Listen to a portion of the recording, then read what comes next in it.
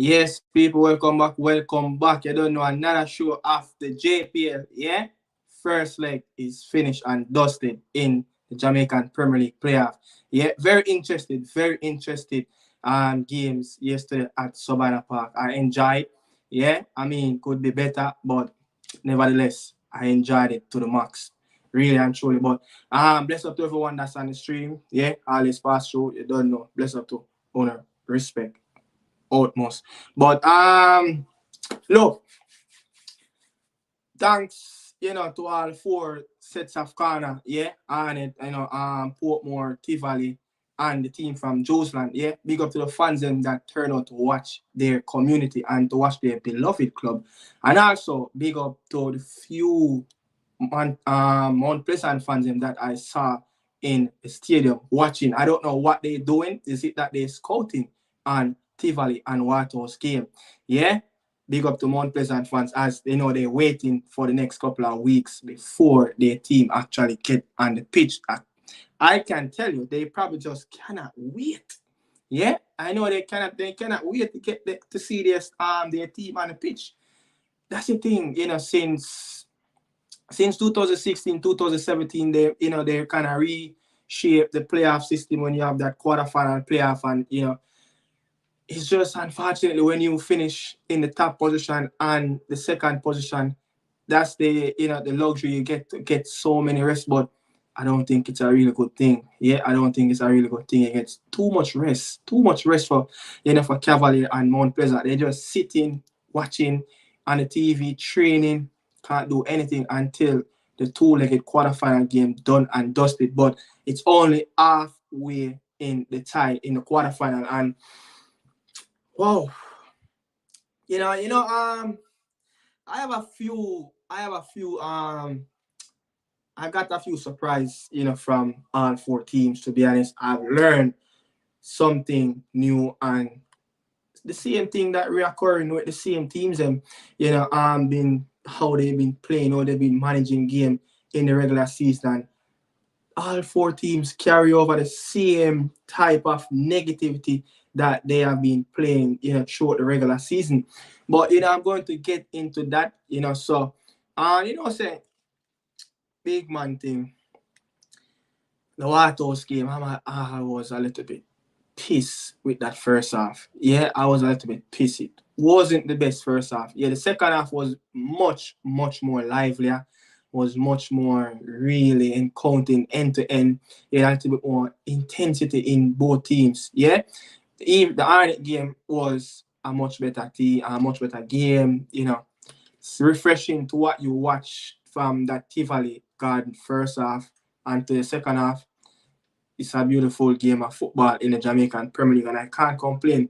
But as I said, maybe it could have been a little bit better from all four teams, but not going to be too critical on the Jamaican players. Yeah, we don't know, cannot expect to see the Jamaican Premier League players going to play at some standard where when the field is not even good enough. Yeah, I know Savannah Park is one of the best level field we have in the country, but when the field is at certain standard, certain players is at certain standard, you just have to just hold on the requirements and just know that it's Jamaican Premier League and just hope for the best, the players and the field can get in a better condition. But say going to stay here for a long, probably around between 45 minutes and to an hour. Yeah, I'll probably be here for 45 minutes until an hour. But, I'm going to start off, with the first game. That's where I'm going to start. Waterhouse and Tivoli. As I just said, it was a disappointed first half for me, especially a Joseland team. Look, coming off that very impressive run. Yeah, coming off that very impressive run as, Waterhouse coming up against a very tough Tivoli team. I was expecting, to show to show some fight, show some passion. But the midfield, I could see that, Waterhouse midfield in that first half was trying a little bit. Yeah, Jibinson, I know it's Jibinson and Nikai Christian was playing in an advanced role. Trying to remember if it's Dallas or but I think it's Dallas. I I think it's both.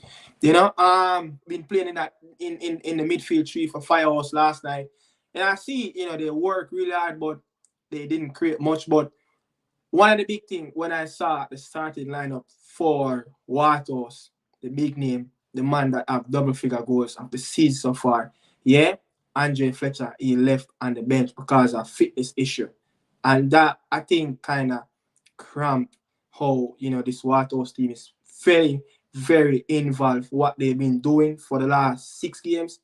Everything surrounded that player. He is their go-to player. And a few players that, on the pitch that, regular starting player, I was expecting a little bit better, especially from Denard Thomas and Rivaldo Mitchell, the two wing players. But I think the Waterhouse team lack of commitment from the wing backs. Nothing from the wing backs. Nothing going forward. I don't know why they were sitting a little bit too deep. Yeah. Even when you look at, Rivaldo, Mitchell, and Denada Thomas, sometimes they come in a little bit too narrow. It's like when Gibbons and Dinkai Christian get the ball, it's like the space is too compact. And then the Tivoli midfield, oh my God, Jerome is a genius of putting Pinnacle in that number 6 role. And, Arthur Lewis, for me, he's the man of the match. But everything that Waterhouse have tried to play the game a little bit narrow, it just couldn't work. And probably just simple logics, from Fuzzy.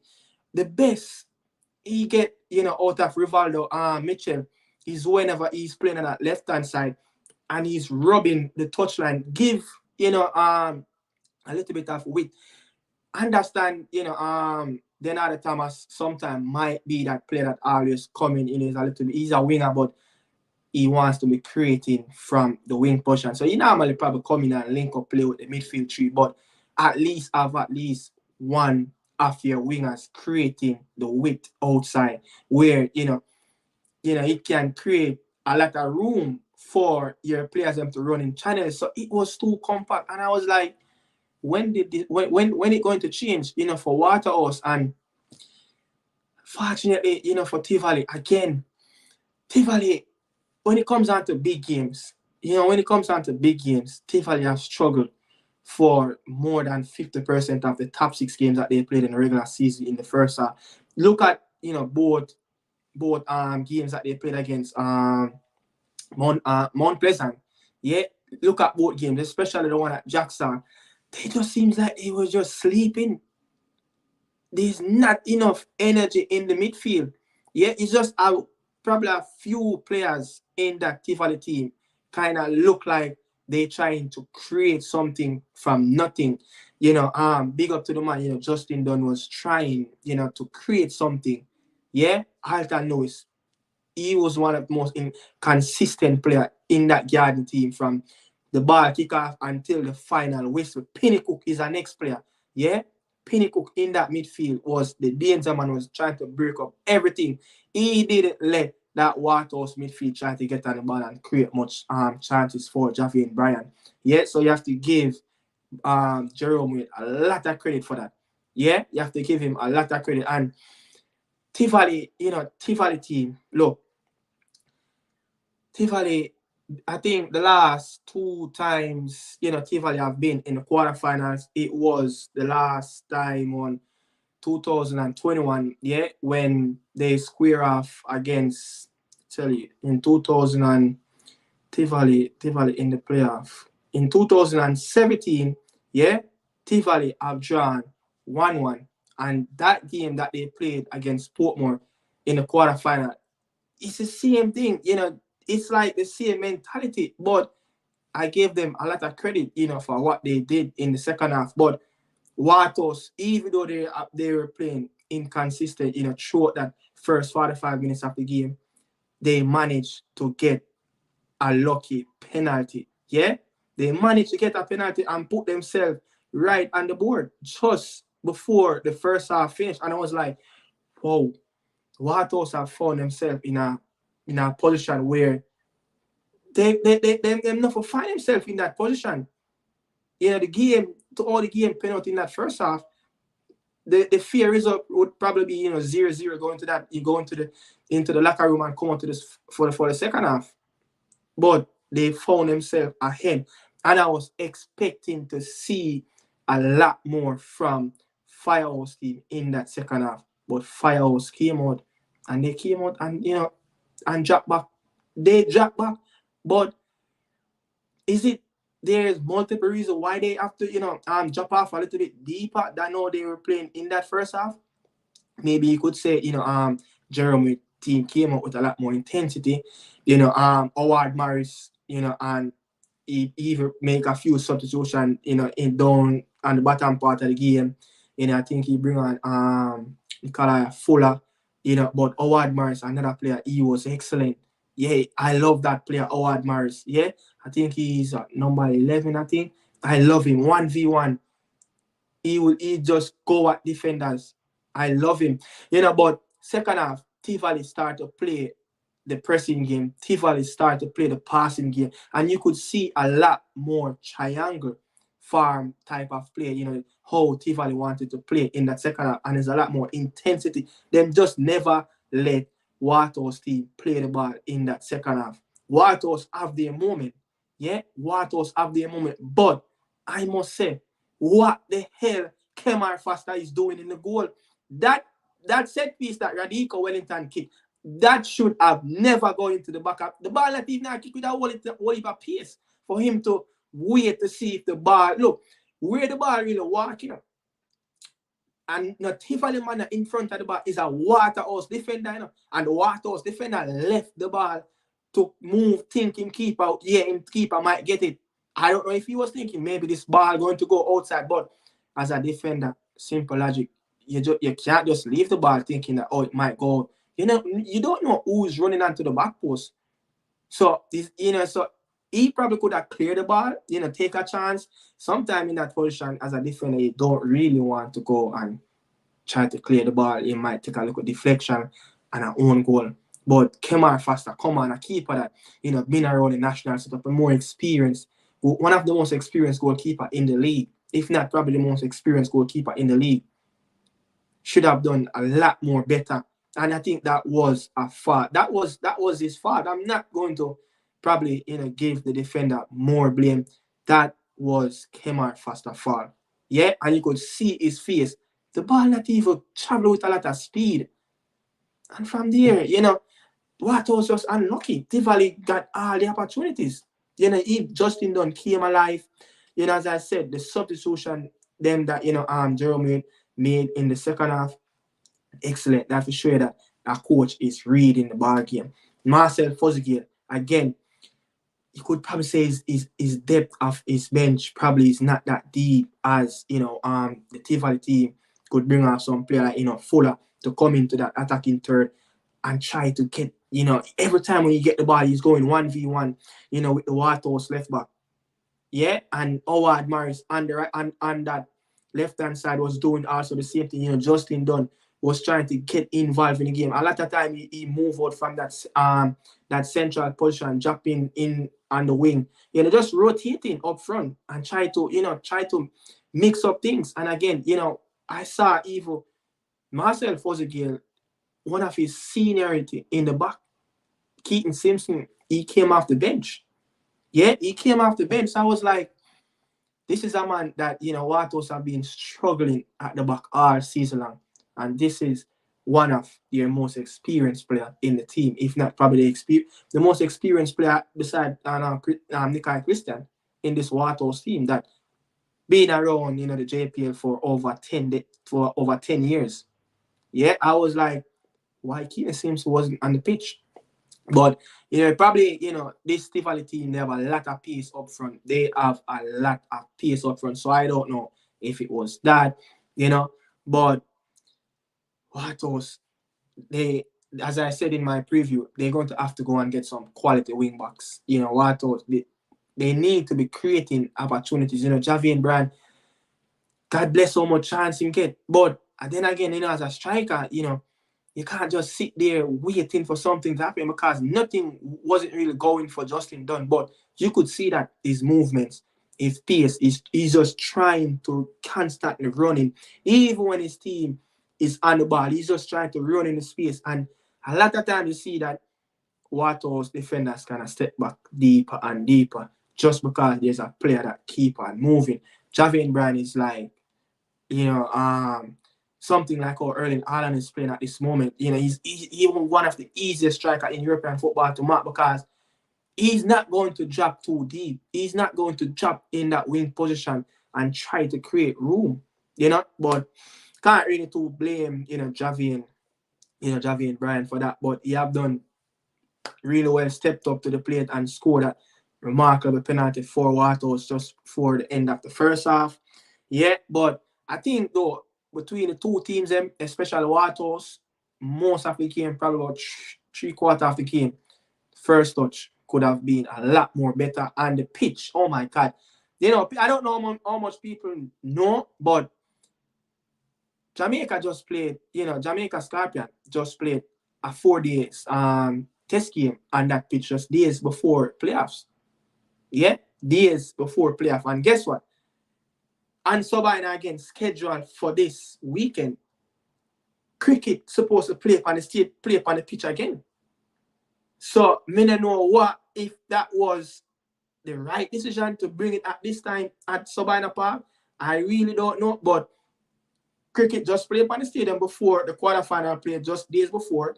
Now cricket scheduled to play on the pitch again. So I don't know on the pitch again. Every time when the ball go in the middle of the park, it's like the ball can't travel on the surface to the players and as just rolling, But again, as a player, you can't really have to blame the surface too much. You have to take responsibility because you in action to control the ball. Yeah, but it was a really good game. It was a really good game. Look, the last couple of Waterhouse don't really find themselves, in quarterfinal position, Waterhouse is a team that always been in around the semi-final, and tell you something, Firehouse team. Yeah, look, the Firehouse team, when you really look at it, every time when they play in a quarterfinal, they don't really lose since the playoffs started in around 2014. They don't really lose. Every time when they played in that quarterfinal, they always advance to the semi-final. Yeah, so let's see, Tivoli, what they're going to do because Tivoli had three appearances in the playoffs format since 2014 until now. Yeah, and they played two out of those 3 games. They went to some. They played they played Veer. They played Veer in a quarterfinal. They won. I think they won one of the tie 4-0 and they drew the other one 0-0. And then they went on to that semi-final against Tivoli in 2021 and they got spanked without scoring a goal. So Tivoli is not the best team, when it comes on to history, when it comes on to their past previous games in the playoff system. Yeah, they, as I said, two of those appearances in the three, they have been struggling to score a goal. But in 2018, yeah, in 2018, Tivoli have drawn, that 0-0 against Cavalier, then they lost in the semi-final. In 2017, they drew 1-1 with Portmore and also lost in the semi-final. So it's not they don't been around the playoff system for Tivoli. When Tivoli do them damage, it's the league format. Yeah, it is the league format. But I'm going to move on. Going to move on to the other game. But I'm just trying to check if I left out any of my key points. Yeah, but this is what though I want to point out. I'm glad I found it. One of my key points, this is Jerome Wade plan. Yeah. in the off season, he went to get some of his old players that he fully trusted and can play his system. He went to get Visional. He went to get Lennox. He went to get Steve Clark. Those three players, and Alton Lewis was there, a player that he used to coach in the Money Cup, and they have played some of the best football for this Tivoli team out of the whole squad. Yeah, alongside Justin Dunn, but Jerome Wade, no doubt about it in his side. He got coach of the season. Yeah, and he spoke after the game. And Jerome Wade, he was a little bit bothered with his team performance. In that first half, but he was a little bit happy that his team got the goal. Lennox Russell got that goal. Yeah, but you could see that he was the most disappointed coach when it come on to finish 1-1 against a Waterhouse team. They have been beating Waterhouse all season long. Waterhouse is the first time since this season started. Waterhouse has scored a goal and Tivoli Garden. So he was a little bit bothered. His interview, you could see that it's a disappointed 1-1 draw for him. Yeah, he take it, but he was like, probably could have get something else out of the game if we started the game a little bit more stronger. But when you check, the post game, when you check the post game for Marcel Fozakir, his interview, he was so happy that he got the point. Not the point, but a 1-1 draw. He was so happy that he got the 1-1 draw. He was the most happier coach out of the two. He said, yeah, I'll take the 1-1 draw, and then regroup and come again. Yeah, but he was a little bit, little bit bothered with his team also in that first half, as they didn't really play up the expectation, but they got that goal, kind of set up the game. I think that goal that Javian Bryan got, that penalty in the 44th minute, kind of set up the second half of Tivoli to come out a little bit more and force them to come play with a lot more intensity. So it's going to be better. Trust me, I expect both teams to come in the second leg to play much better game. I think we should see the next two games should be much better than what we saw. Could see that maybe a little nervous trip team, expectation and the four teams. I expect, going to the second leg for Tivoli and Waterhouse, expect to see a better game, a better showdown. Yeah, as they will play the last game. But Tivoli is a team that, finish stronger as they have the more deepest bench between, Waterhouse and them. But yeah, going to move on, to the next game. My team, the Junglists, the Concrete Jungle, yeah, Jaja Star, people. Boy, I know, but I don't know. From season, I say I have this 50-50 balance. Is Xavier Gilbert is the right man? Yeah, is Xavier Gilbert is the right man? I'm having this doubtful thing that, let's see something. Hold on, the people, just give me a.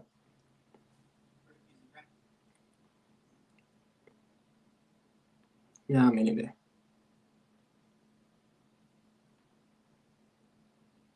Just 1 minute. Just a little bit. Just a minute.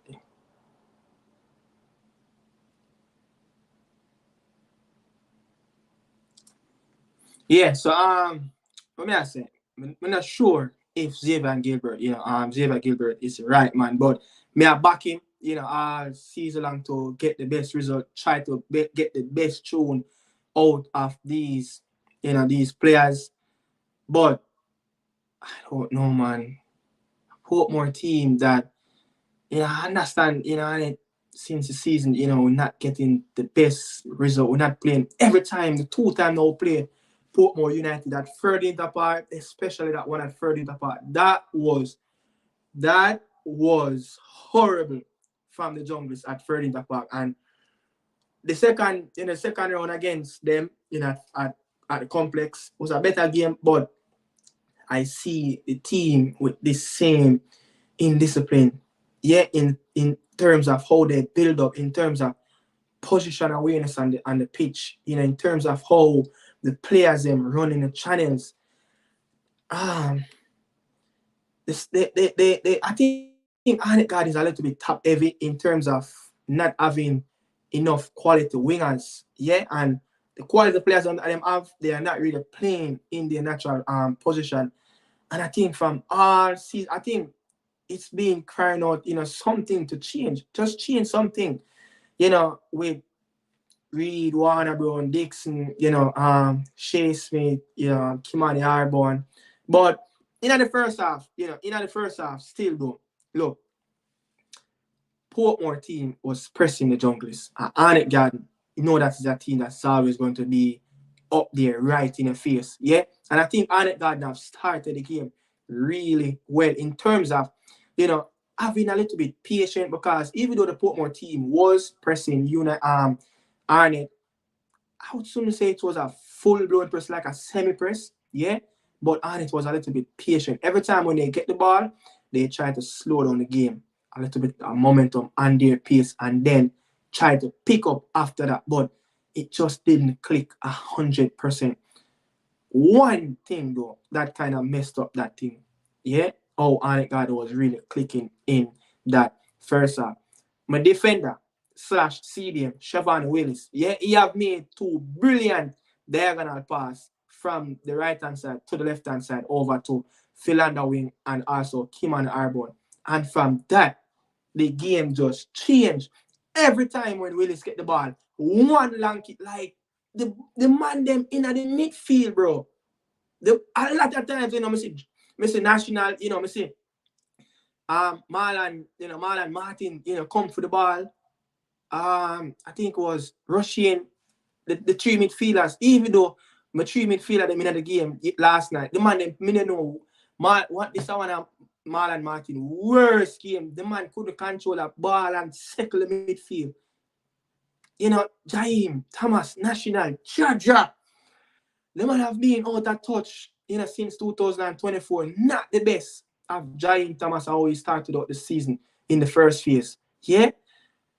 Again, Russian, one of the most informed midfielder in the squad that, been playing a little bit consistent for the last couple of months, getting on the score sheet. He was the only player in the midfield was trying to, make something work. He was a player that tried to take less touches off the ball. Every time when you get the ball, you take 1, 2, and then move. Late off and move. But midfield three, man, that killed the game for Arnett. The midfield tree is where Arnett Garden's strength is from. That's when the game started for Arnett Garden. When the midfield is either Siobhan Willis, is either when Watson plays, either when Joel Jones. It doesn't matter. Is either when Amos are playing the back, the midfielders, the players that always come for the ball and start the game. Yeah, but it just didn't work. It just didn't work. And from after Siobhan Willis just started to bypass the midfielder, started to kick the ball in long. After that, after his first 2, 3 diagonal passes, he never pinged another ball again. He never pinged another ball. And, Arnett Garden, Portmore could have easily gone 2-3-0 in that first half.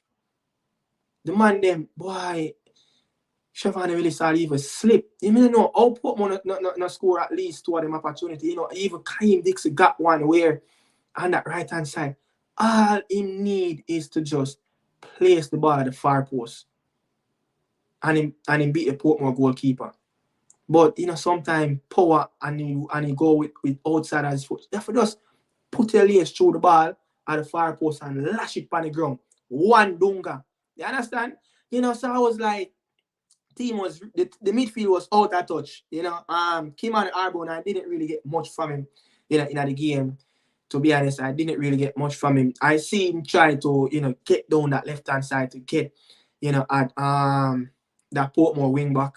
Yeah. And even I see a little switch of tactics, from Philip Williams, his wing back that's been the man that's scoring goals from the left-hand side, Emilio Russell, who was probably the man of the match for Portmore last night, yeah, who was playing at left centre-back. And also the man that usually played on the right wing-back side Akil Howard was playing on the left side. So I was like, a little bit of, change of tactics from Philip, but Alex Marshall, I think Alex Marshall, he had an okay game. Every time when he get on the ball, he was trying to make something happen, but Arnett didn't, give him a lot of time to get on the ball, to turn and do what he wanted to do. Yeah, he was fouled a lot in the game. But Marshall, this is the thing.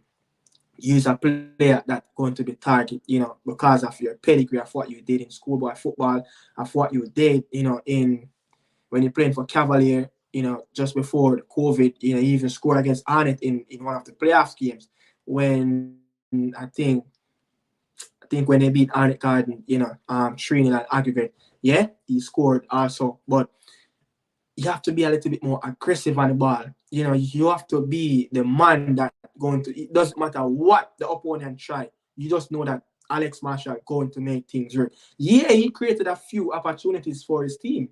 Yeah, I think he's the one that went down the left-hand channel, yeah, and got that ball inside, and it was just a ping ball. It was just a ping ball, and Stevenson Barnett, he didn't do much up front, and I was figuring out why Chevron Walsh was even on the bench for Portmore. Yeah, I know that he's just coming back after injury. I think probably would say he's trying to find his fitness for the last month now. Yeah, he played even the game against Arnett and scored at Complex. I was expecting to see Big Walsh in the game. When Chevron Walsh came on, it was a different type of energy that he brought to the Portmore front line. Big, strong. He's holding up the ball, and I think Alex Marshall, tried to get on the ball a little bit more, but I think Alex Marshall kind of ran out of steam in the back part of the game. Big up yourself, Joel Smith.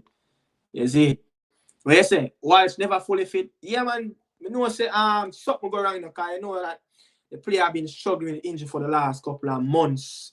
So I was looking at, but I was so happy that never fully fit, saying to get that start really and truly, because this player bring a different energy to the Portmore team. Yeah.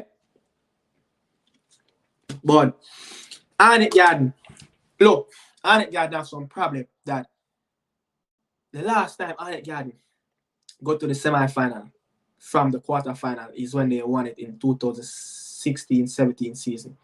That's the last time Arnett Garden make it from the quarter-final to the semi and win. Yeah, so I think who we played? Remember who we played, but I think we played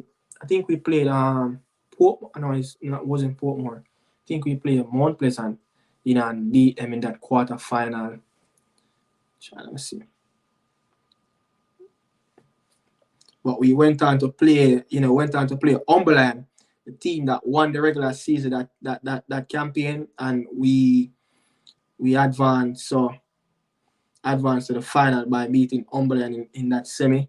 But in the quarterfinal, the Junglers beat Moby in the quarterfinal of the 2016-2017 playoff, and then we went to the semi and beat Umberland.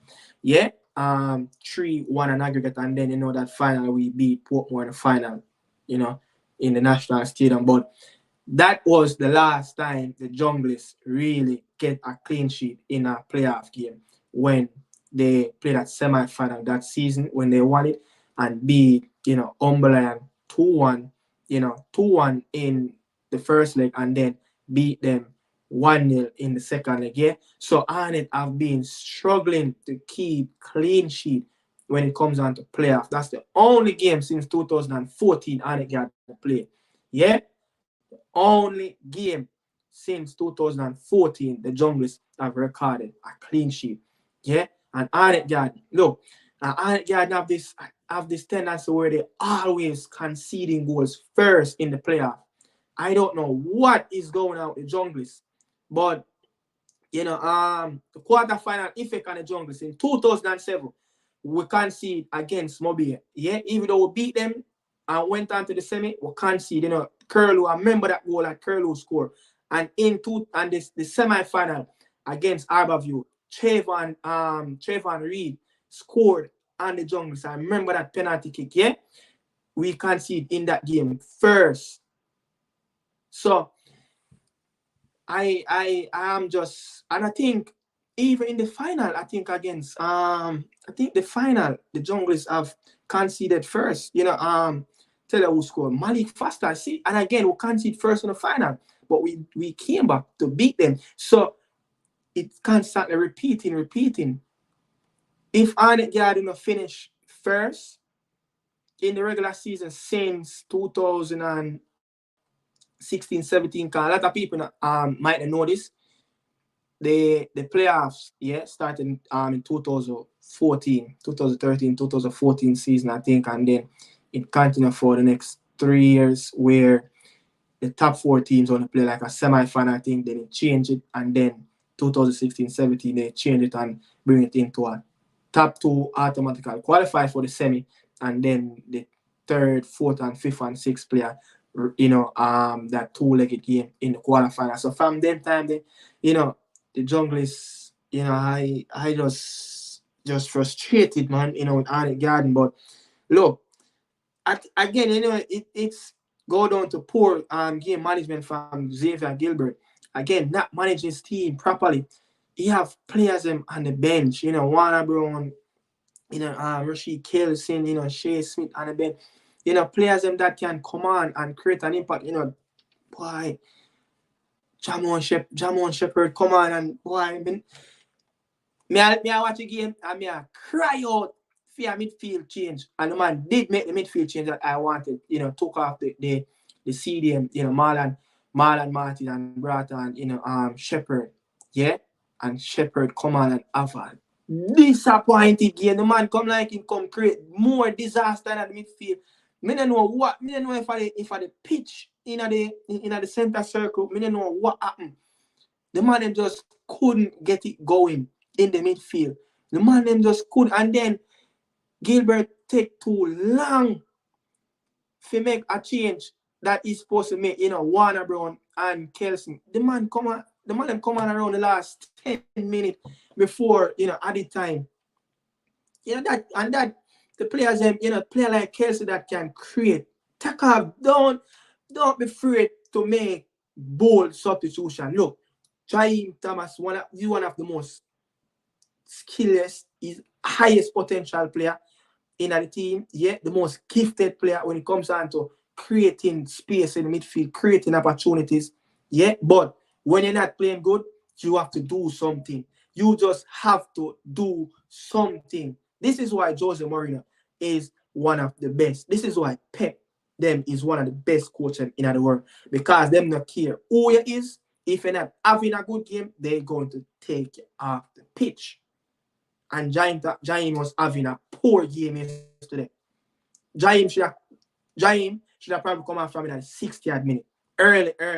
And I think Arnett Garden should have come out in the second half with 2 new players. And even could have probably bring on Gerard Neal Jr. and take off Wizard, who was playing. I don't even why Kunteson never start the game. I don't know. Is it that he trusts Wizard that much? A game that is going to be a high tempo game. Gerard Neal Jr. is a player that he loves, the excitement, just like his dad. He's quick, even though he can make some rational challenge at times, but he's a high profile player that he loves 1v1, and he's good going forward. Yeah, he's good going forward. He probably could have given us something different in the game on that right hand side. Yeah, and probably was one of the best man to play there, because Kyle Dixon was on that right hand side and he wasn't really chucking back. Okilo Howard was going crazy down that left hand side for Portmore, and I think he should have probably make a change there.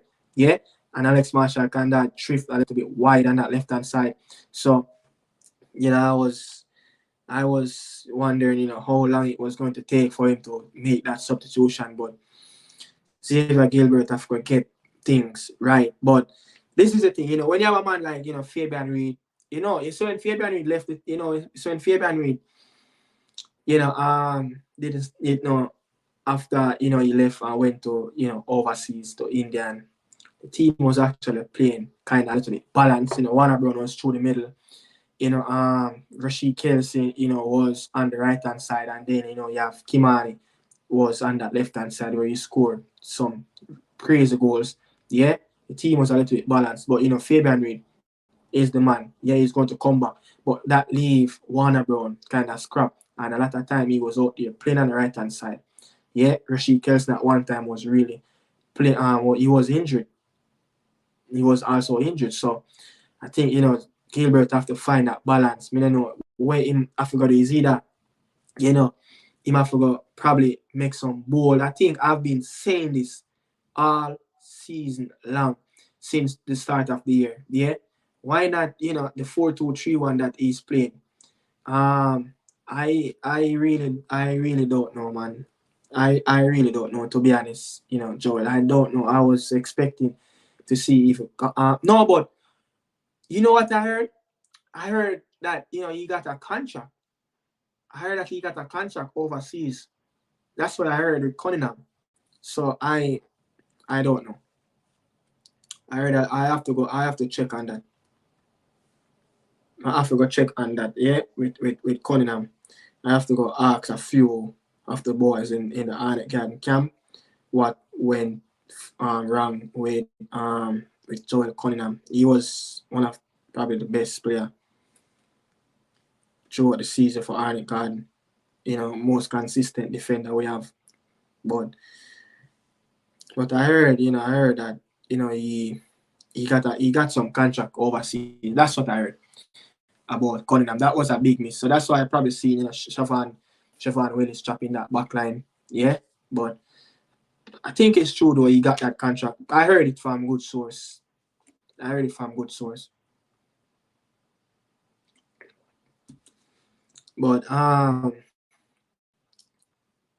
it's going to be look, this second leg, it's setting up to be a banger, because you see this Portmore team. Portmore went to the final 4 times in a row. Yeah? Portmore went to the final 4 times in a row. So Portmore last 4 appearances in the knockout round has been excellent for them. 100% through the final. Yeah, and they won 2 of those, and they lost 2 final against Mobile, and then they lost the next one against Arnett Garden.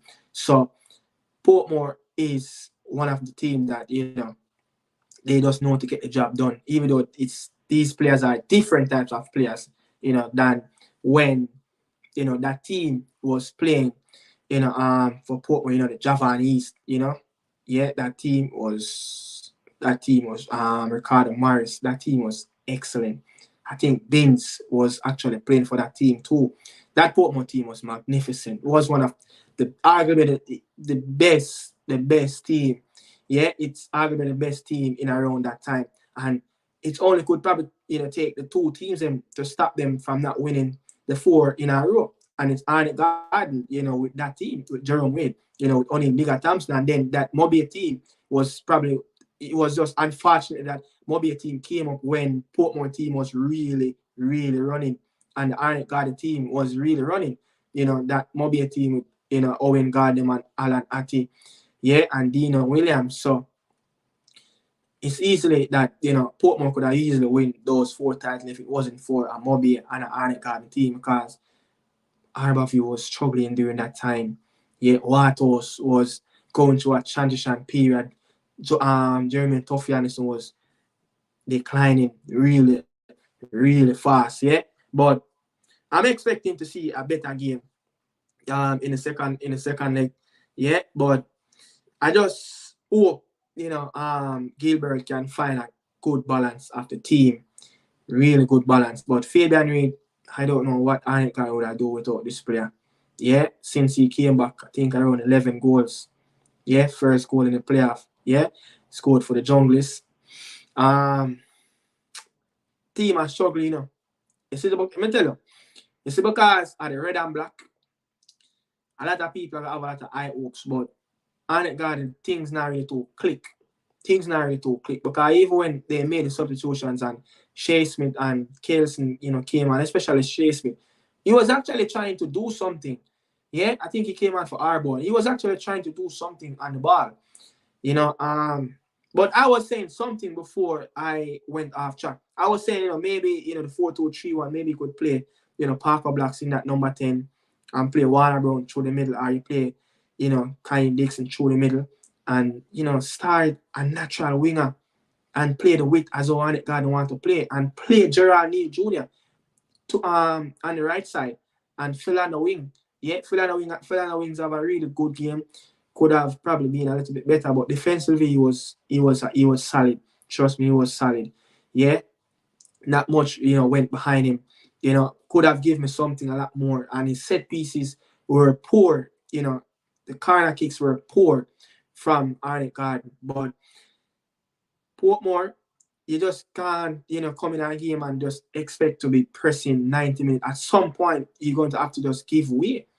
Yeah, to try to lower down that counter press.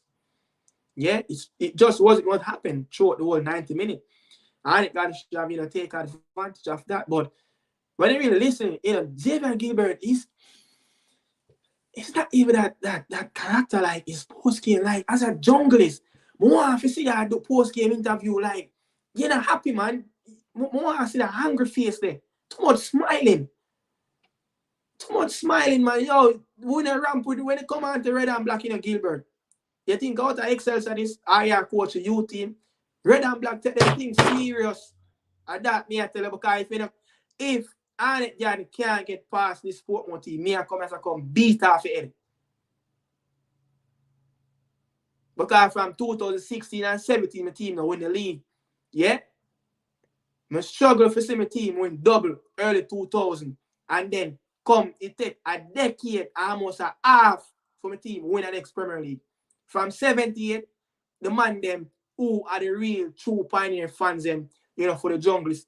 Them live from 77 when the team just formed and won the league the next year, in the second year, 78, and the man them win it again. How much year that? In it for around 2 decades. So me can't deal with this again for you watch Portmore I go win.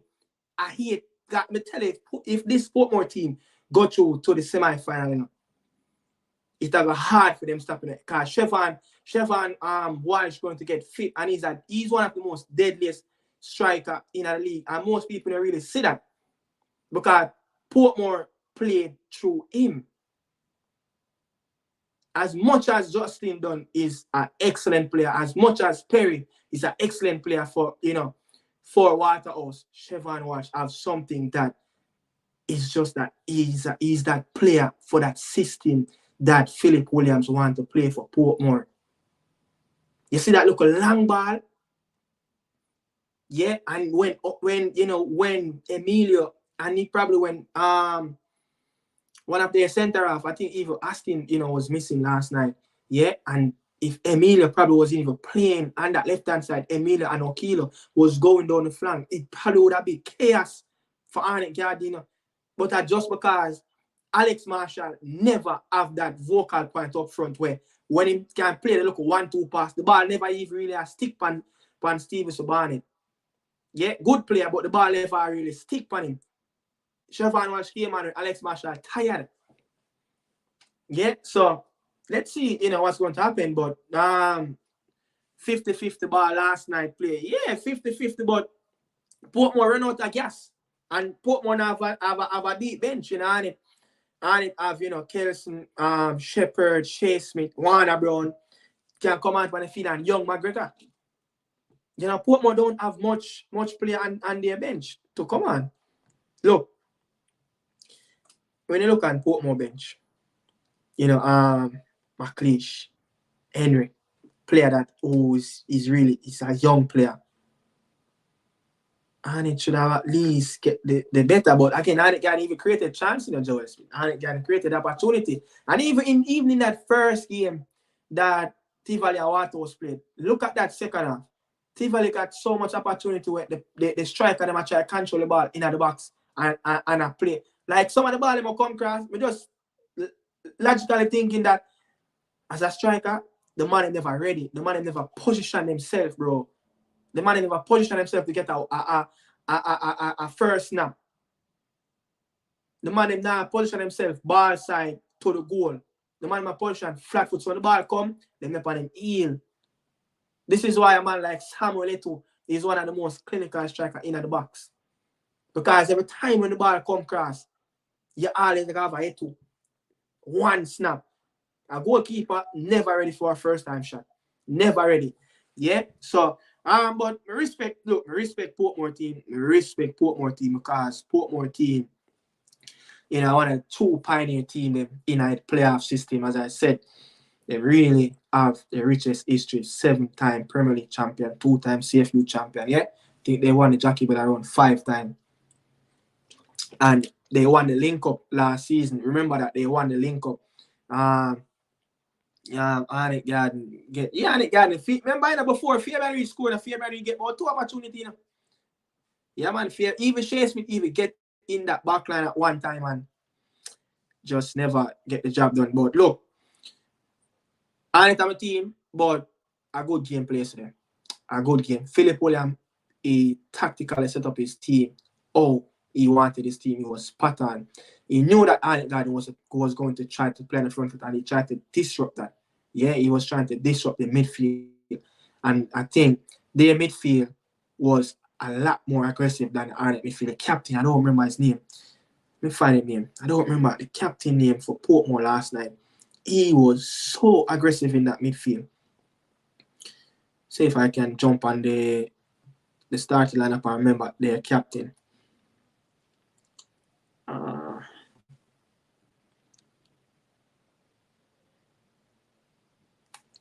Trying to remember if I remember the captain. I think is it Anna Siegel? No man, Anna Siegel. I think it was Jaime. I think it was Rose, I think it was Rose. Yeah, man, I think it was Rose last night, man. Captain at the side last night, but he was very aggressive. Him and the number 7 Siegel in the midfield. Siegel night, for Portmore. It was really aggressive, but tell you, man, if Xavier and Gilbert can't bring the team got semi-final, it'll be a disappointing season because look, Arnett have a favorable pathway to go to the final. Yeah. Anybody that not going to play Mount Pleasant in the semi-final of this favorite side. Because when I really look, Cavalier have hit a bad patch in probably around with 7 games, 8 games left to spare. Cavalier can hit a bad patch. Remember that when they played the game against Cincinnati, the 2-legged game, after that they went on to go winless in the, I think the next 4 or 5 games, Cavalier went winless. And, they just kind of pick up a little notch. But more confident in the Arnett Garden to get a positive result against Portmore. But them have to go start Gerald Neal Jr. in the next game because I think 100% Trevon Wash might play, and they probably get in, maybe Rudolph Austin might come back and might play. They're going to be a lot more aggressive in terms of set pieces, and you're going to need Gerald Neal in those set piece, defensively and on the offensive side, so Gilbert have a lot of players, and I think Philip Williams right now is more calm a coach. He's probably know what he's going to do, but Gilbert, since he came in, I think he just picked up of what Teagat Davis left and Eric. Yeah, I think he just picked up of what they left. Like Teagat Davis this is Teagat Davis' team. This is Teagat and Eric, the Dutch coach. This is their team. This is their philosophy. Yeah, they help mold their own style of play in Arnett Garden team, and what they have done last campaign, as you could see that Arnett Garden was a team to beat last season. Yeah, Arnett Garden was a team to beat. We finished on top of the regular season, and it was just mistake in that penalty shootout. Yeah, anybody can win it. Anybody can win a penalty shootout, but he made this team better. Teagat Davis, he make this team better. He get the best out of National. National have been around Arnett for the last 4 years, I think. He's getting the best, out of Marlon Martin. Yeah, he got the best out of those players when you look at it. Kimani Arbon, he get the best out of the players that's in the squad right now. So I'm expecting to see a blueprint. I still cannot see Xavier Gilbert blueprint in this team. Still cannot see it, but I'm just living with it, still supporting him, even though I have a lot of critique on how he's setting up his team. I don't know. But as I said, when you're playing for the red and black, it's a lot of pressure. It's a lot of commitment to play for that team. Yeah, it's a lot of pressure, man. But I think I predict this scoreline. I predict 1-1 in my preview. Yeah, I predict 1-1 in my preview. And I predict Tivoli to win the game 2-0. Yeah, but I predict Arnett is supposed to win, draw 1-1. And they did draw 1-1. But let's see what's going to happen. Let's see what's going to happen because now I go panic. Now I go panic because any team is like volcano. Can hear up at any given time. So much qualities in this team. Can hear up anytime. Same thing for Tivoli team. Yeah, I think Jerome out of the two coaches, Marcel Fozigale and Jerome, I think Jerome is a more calmer coach. Looking into the second leg, he know what he wants from his players. You hear when the players do interview, even Justin done. He have done a few interview build up to the quarterfinal, and one of the things that kind of struck me the most that he constantly emphasizes on that. They asked him, what's the difference, with the Tivoli team last season that almost in that relegation zone to know?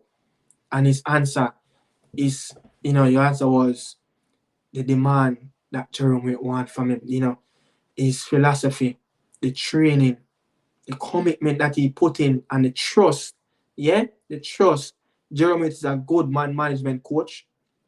He is a very versatile coach, and no matter who Jeremy really have in his team, he's going to maneuver and try to find something that's going to fit his players in. Yeah, and suit the system that his players in their strongest point. So I think Jeremy is a more calmer coach at this moment. Beside Fuzzy. Why? Because Jeremy know exactly. He's been around this situation. He's calm. He's experienced. He's the coach of the year. Yeah, he's been through a tough battle with the red and black. Now he's doing it for Tivoli. And me no want Tivoli win this, because if Tivoli win this, Chacha, and Jerome go to Tivoli, our fierce rival. Yeah? Tivoli. I wouldn't even imagine Jerome to even go to Tivoli go coach Tivoli. But it happened. Still my coach. Still my favorite coach in local football. So I think, Fuzzy looking into the second leg, I think, Fuzzy's looking over the fence, peeping, trying to see Jerome with clipboard, trying to see what he's writing on, trying to, emphasize what Tivoli going to come up with next, how to stop the Tivoli team. I think Fuzzy have a lot more to play with his team and a lot more on his mind and how he's really going to stop this Tivoli team. Because if Tivoli started the game as though they started the second half in the first half, it will really, really be something different. Yeah, so Fuzzy is going to look at the second half mostly and look at what Tivoli have done, look at Tivoli bench and try to come up with something different, because he know that Jerome will start how he start the game the second half, just like how he start the second half game in the second leg. So that's how he's going to start the game. He's going to go at Waterhouse. I'm telling you, he's going to go at them. So first, he have a lot on his plate to change around and try to maneuver. And, let's see if Andre Fletcher, is going to be fully fit and recover, from his little knock that he got. So he's very key. He's very key in that midfield, that number 10 position, with Nikai Christian and Jibinson. Is either they're going to play forgot his name. Is it I think it's Boot. I think it's Boot or Dallas. I think it's Dallas. Yeah, in that midfield, so it's out of the two coaches from Tivoli and Waterhouse. Jeremy is the calmest, and from Arnett Garden, Gilbert and Philip look more the calmer coach, that his players understand what the coach want. I don't think Arnett got the players really buying in 100% for Gilbert tactics. Yeah, a lot of times I've seen Arnett got to play with broken philosophy. Yeah, but because of Arnett got have a tradition of style of play, yeah, the team just not want to play outside of that. But I need to see a little bit blueprinting, see if I Gilbert. But yeah, that's my take. And wonderful turnout from the fans. I think the second leg will be more a bigger crowd. Yeah, I saw Evo, the Arnett got the game when that game started around 20 minutes. A lot of people, were walking towards the George Edley Stadium at stand, and I was like, "Is it George? Is it?" I think it was a Michael. Was it the Michael? The Mike is it the stand that behind Casey? That's the Michael Olin stand. I think that's the Michael Olin stand. A lot of fans were walking towards it, and I was like, when the first game was played, I was like, why this side seems like it closed? Yeah, why this side seems like it closed? And I have heard, a lot of chaotic have happened outside of the stadium at Sobada Park. People look for not go watch. It's when not go watch JPL playoffs game. I wanna bring the youth them got games. If we not go like the national stadium, I know it's going to be a jam-packed stadium. We not for bringing the youth them got the match from early. Yeah. And I can understand say, a lot of people Monday night, 5 o'clock kickoff local time, the first game, people are coming late because most people in Jamaica finish work at 5. Yeah, and it's going to take a lot of traffic on the road to get, over there in at Sabana Park. So could see why a lot of people came late, but if that game play Monday night as it kind of still uncertain because I said there's supposed to be a cricket game on the weekend, 2-day game at Sabana Park. So I'm not really sure. I hear people say Sunday, Monday. Yeah. But they're gonna play the first match. And they're gonna play the first match. Expect a black buster crowd at the gate. Yeah, and if you can buy on the ticket from early. Yeah, buy on the ticket online. It's easier. When I go games and I'm gonna bring the youth them got the games. I got the game them from early. Yeah. Same thing when I went to the Canada game, first leg in the national stadium. I went, with my two younger one them and I went to the game early. But it was a chaos because remember that thing that was saying that it was a free game, even though I had my ticket. It was a free game, and a lot of people turned out because and I reached around close to around 40 minutes, and I got in the stadium when it's like 10 minutes in the game, so it was chaotic, man. Yeah, so JPL game, the second leg, we not forgot out early, people. We not forgot out early. That's the thing that's normally happening at Jamaican football venue. I even remember I was a little youth when mid-season final used to play at Harbourview. Father, I forgot the game from early because, Harbourview, it's that small little gate try to get in. Yeah, even when we used to go to Jerusalem to watch Arnett and Waterhouse, it's one way in, one way out. Who know Jerusalem? It's that little small little channel to get in Waterhouse Mini Stadium. And the roads are so small, so it's always crowded. Certain venues in Jamaica, like even Tivoli, yeah, the railroad, small, tight space to get in. Carly Smith Drive, Boystown, not so bad, but can be a little bit of a chaos when Arnett Garden is down there. So people, that's it. Yeah, respect for the people who come through. Um, so expect a preview. Expect a preview probably on the weekend. I think I want to do a preview on the weekend after the second leg. Let's see. If I get the time, I will do a preview. Yeah, but people, remember, this is local football. This is where it starts. Yeah, you have to support the local football first. Support the local football first, then the reggae boys will come. Yeah, but we can't just, as a nation, we keep on saying the local players and they are not they are not good enough and the league is not good enough. But remember, people, it's up to us, yeah, us, the fans, turn out and give our support. Buy the jersey, buy tickets. Yeah, that's how the clubs can be a little bit more financial freedom of getting a lot more money, through the gate. So we have to support local football, man. We have to support local football. And this playoff, this is where JPL get their most support from. This is where the money make. Yeah? Me guarantee you have at least between probably around 15,000 people turn out last night at Savannah Park. Probably around 15 or between 10,000 and 15 turnout. I would love to hear the attendance. These are the things I love to hear. The attendance of the game last night. It's really good if I could hear that. But I know, the PFLJ, them smile and then they start smiling because you still have a semi-final. You still have if you have a Mount Pleasant and an Arnett Yard in the final. I'm going to bring the mic closer. I say, if you have a Mount Pleasant and an Arnett Yard in the final, because them two teams never meet in a final. You see, that game that played the 27th of December after Boxing Day, that game, a lot of people went to that game and the people watched the game in the rain.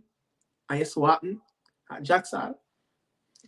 So, may I tell you, if you don't want to know what I talk about, go back on YouTube and watch the final 2016-2017 final Arnett Garden versus Portmore in the National Stadium. Remember, Portmore can't have a full grandstand. Yeah, Portmore can't have a full grandstand. Go back, go watch the whole National Stadium. Arnett Garden. Yeah? So, I'm telling you, and I know that Mount Pleasant will come out in their numbers in the semi-final against Tivoli or Waterhouse. Yeah, they will come out in their numbers. That's what I'm saying. If April the 19th, you have a Mount Pleasant and Arnett, probably Owen Hillman and Chris Williams for rent out their sticker. Me I tell you. Probably would have for rent out their sticker. Because it will be a one hell of a jam-packed national stadium. It's going to come like watching the Reggae Boys early 2000 after I qualified for the 98 World Cup. Yeah, every time when we have World Cup qualifier games in the final round, max. Not max, but at least 25,000 people in the national stadium. I remember I went to a game. I think it was in 2013 when Mexico came to the national stadium. When Chicharito Hernandez and Dos Santos, them and I think Marquez was playing. I think I don't remember if Marquez was playing, but I think it was a build-up for the 2014 World Cup to Brazil. And me, I tell you, I have never seen the national stadium full like that. Yeah, I think that was the last time the stadium full right round. So I know Chris Williams love all the bracket setup. Arnett Garden, Mount Pleasant will be a blockbuster final, man. They would have made millions. I mean, millions, probably over 100 million JMD. That just for that game alone. So, yeah, man, people, what's in man? Jump off of this, so people invest upon themselves, yeah? I go boil some soup and see if we can take in some little Copa Libertadores. See if we can get some NBA action. Oh my God. That game last night with the Lakers, man, even though I'm not a Lakers fan, but Chacha, I would have feel hurt, Murray, and sure. Yeah, but I'm going to watch, some NBA and some Copa Libertadores and go and relax my mind. Look, yeah, waiting on the big showdown on the weekend. Why? This a club, yeah. Last season, this is the other side. Yeah, man. Arnett Gardner replace this man. Manchester Pride of the North. We are not Pride of the North anymore. This club is not Pride of the North anymore. Jaja. But yeah, my people, bless up on yourself. Respect, always respect to everyone that's tuning, support the local football on this channel. I know that every time when local football talk stream a little bit low, but I don't really care.